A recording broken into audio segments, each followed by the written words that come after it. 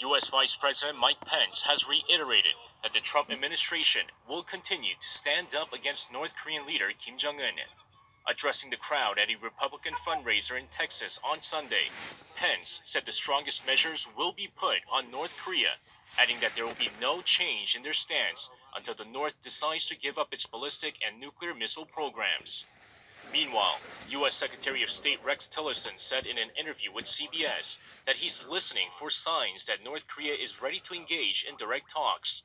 Tillerson added that while he's listening, he's not sending a lot of messages back, with nothing to say at this point. With the Pyeongchang Winter Olympic Games thawing relations between the South and North Korea, it's been speculated that direct talks between Washington and Pyongyang could be on the horizon after months of tension and heated rhetoric. Lee Seung-jae, Arirang News. The Trump administration is moving ahead with its plans to protect American industries from foreign competition. It's considering new restrictions and tariffs on products from countries including South Korea, a close U.S. ally. Some of those tariffs, like steel, in the name of national security. Korean tech firms could also be impacted since they've been accused of patent infringement. Cha Sang-mi has more. Concerns are growing over the fate of Korea's major export items in the wake of continued global import restrictions by the United States, including recent safeguard measures against Korean-made steel and washing machines. The U.S. International Trade Commission on Sunday said it had already opened up a probe into several global tech giants, including South Korea's Samsung Electronics and SK Hynix on January 19th, to look into whether the companies are infringing upon intellectual property rights of solid-state drives. The investigation came after a U.S. chipmaker Bitmicro had filed a complaint against the firms in early January. The U.S. ITC can restrict import items under Section 337 of the Tariff Act on allegations of patent or trademark infringement. As Samsung Electronics has the largest SSD market share in the U.S., with 30% of the market, and SK Hynix is ranked 7th, some industry leaders see the move as a way to target the Korean firms.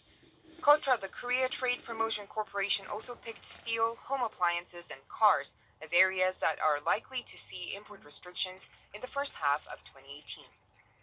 A lot of companies are being encouraged to file anti-trade suits, anti-dumping or safeguard. And you see a lot of investigations being started right now. Whether it'll spread to industries, other industries than steel or automobiles, it really depends on the company.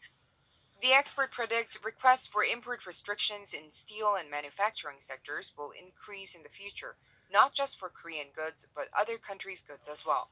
The U.S. Department of Commerce urged the Trump administration last week to impose steep tariffs and quotas on imported steel and aluminum, including shipments from South Korea. Section 232 of the National Security Review unveiled on Friday suggested a range of tariff options on imported steel and aluminum. One of the options is a 53% tariff on 12 steel exporting countries, including South Korea, China, and Brazil. President Trump will decide in April which tariff option to impose. Cha Sang-mi, Arirang News. Meanwhile, at the Winter Olympics in Korea, visitors are finding that there's more to do at the Olympic venues than watch the competition. Some fans collect pins or badges as souvenirs from the games and trade them to build their collections. Some of the pins are quite rare, and it's a fun way for locals and foreign visitors to mingle. Lee Ji-won has more from the coastal town of Gangneung. A massive crowd has gathered at a square in the Gangneung Olympic Park. It might look like they've come to see a medal race on the street, but in fact they're here to trade pins. Pin trading is one of the unique traditions that's developed over the years at the Olympic Games. Anyone with a pin can go up to a trader or anyone else with a pin they like and ask if they want to trade. Hello. Hello. I want to change this badge to this. Yes, that's from Vancouver 2010, and it's a hockey pin. Are you interested? Okay, of course. Okay. Thank you. And good trip. Thank you. I traded my Korean flag badge with a pin from the Sochi Olympics. I'm trying to collect pins with the Olympic rings to commemorate the event.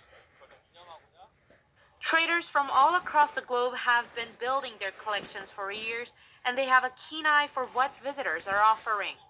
Though rare pins are much coveted, a pin that represents the ongoing Olympics and the host country is also greatly valued. And pin traders say that through trading, they can feel the Olympic spirit.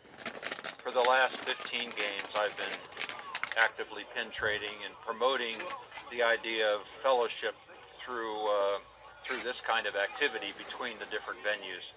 And everybody's just very excited that young girls come up and they're screaming and hollering. So that's what warms my heart.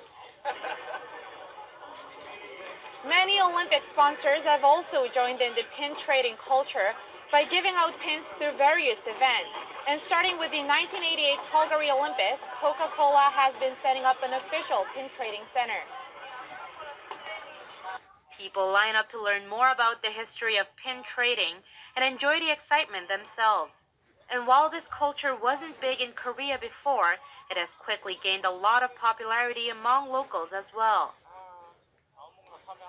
I didn't know much about pin trading before, but it seems like a nice way to remember the moment. It feels like a treasure hunt.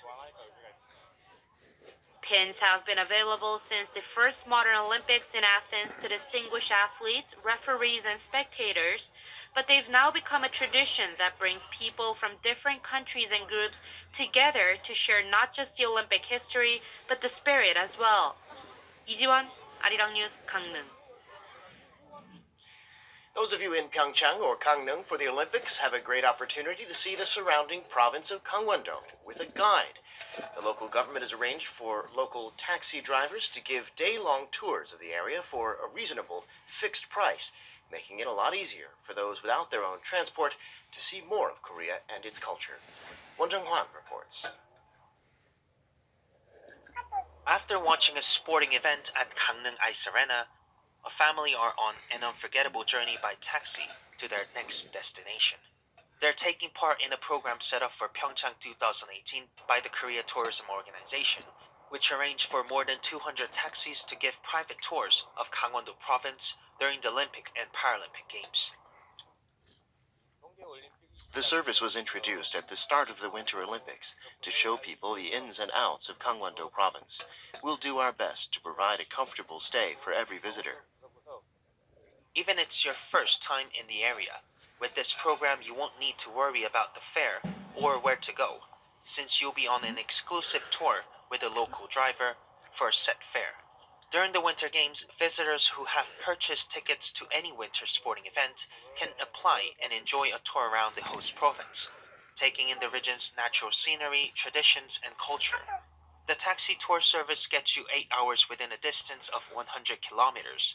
This family has signed up for 2 consecutive days while they're in Gangneung, and they say they find it very convenient.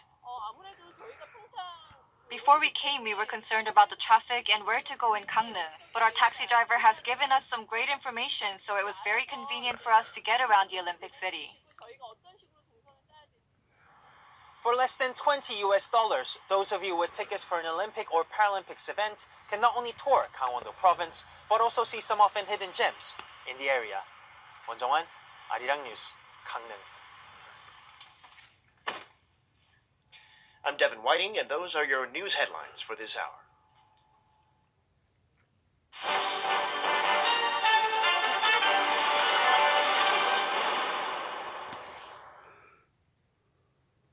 President Moon Jae-in was in Pyeongchang over the weekend to cheer for the Korean skaters in the short track finals. He also met with journalists there, plus the officials and volunteers that made these Olympic Games possible. But when it comes to issues of geopolitics and the Korean Peninsula, President Moon says it's still too soon to think about holding an inter-Korean summit in the north. Our Blue House correspondent, Hwang Ho-jun, reports. Don't count your chickens before they hatch is the stance of South Korean President Moon Jae-in when it comes to a possible meeting with North Korean leader Kim Jong-un.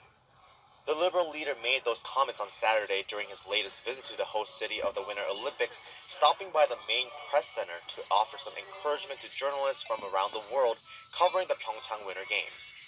There's been an apparent thaw in relations between the two Koreas during the Olympics, but President Moon is still cautious about discussing the timing of a meeting between himself and the North Korean leader.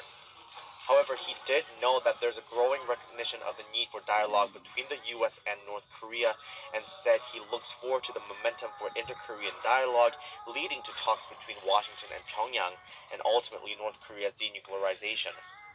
The prospect of a visit to Pyongyang by President Moon first surfaced when North Korean leader Kim Jong-un's younger sister, Kim Yo-jong, made a historic visit to Seoul as her brother's special envoy last week. She delivered a personal letter from Kim containing an invitation for the South Korean leader to visit Pyongyang. 황호준, 아리랑 News. And to talk more about current and future inter-Korean relations, we're joined by Dr. Pong Young-sik, a researcher at the Yonsei Institute for North Korean Studies. Welcome to the program, Dr. Pong. Well, pleased to be here. I hope you had a nice holiday. Happy New Year to you. So, as we saw in our report, President Moon made